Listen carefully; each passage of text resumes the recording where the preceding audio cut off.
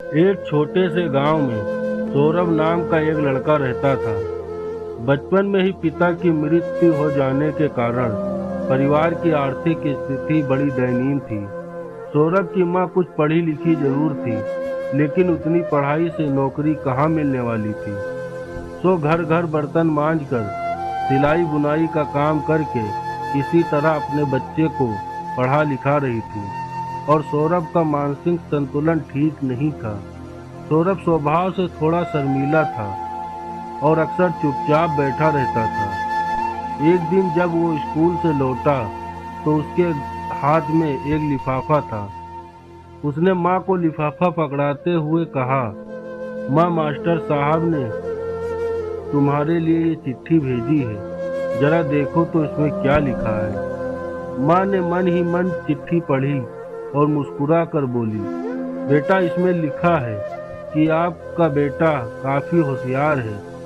इसके बाकी बच्चों की तुलना में इसका दिमाग बहुत तेज है और हमारे पास इसे पढ़ाने लायक शिक्षक नहीं है। इसीलिए कल से आप इसे किसी और स्कूल में भेजें। यह बात सुनकर सौरभ को स्कूल न जाने सकने का दुख तो हुआ, पर साथ ही उसका मन आत्मविश्वास से भर गया कि वो कुछ खास है और बुद्धिमान है।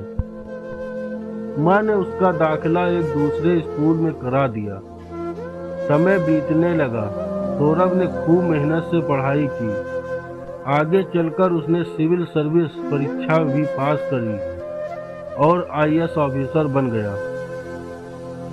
सौरभ की माँ अब बूढ़ी हो चुकी थी और कई दिनों से बीमार भी चल रही थी, और एक दिन अचानक उसकी मृत्यु हो गई। सौरभ के लिए ये बहुत बड़ा आघात था। वो बिलख बिलख कर रो पड़ा।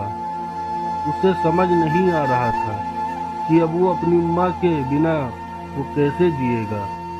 रोते रोते ही उसने अपनी माँ की पुरानी अलमारी खोली और हाथ में उसके माला, चश्मा और अन्य सामान लेकर चूमने लगा। उस अलमारी में सौरभ के पुराने खिलौनों और बचपन के कपड़े तक संभाल कर रखे हुए थे। सौरभ एक एक कर सारी चीजें निकालने लगा और तभी उसकी नजर एक पुरानी चिट्ठी पर पड़ी।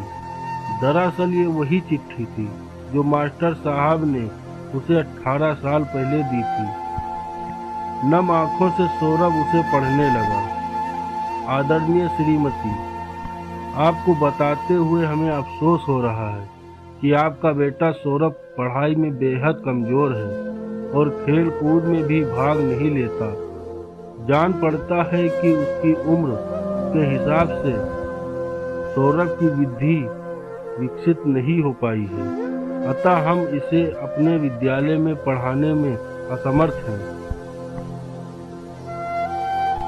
माँ से बढ़कर त्याग और तपस्या की मूर्त भला कौन हो सकता है।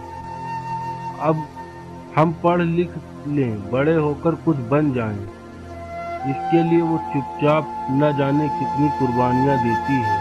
अपनी जरूरतें मारकर हमारे शौक पूरा करती है। यहाँ तक कि संतान बुरा व्यवहार करे तो भी माँ उसका भला ही सोचती है। सचमुच माँ जैसा कोई नहीं हो सकता। दोस्तों, ये हमारी वीडियो आप लोगों को पसंद आई हो या कहानी पसंद आई हो तो इसको लाइक, शेयर और सब्सक्राइब जरूर कीजिएगा और अपने दोस्तों और परिवारों में शेयर जरूर कीजिएगा।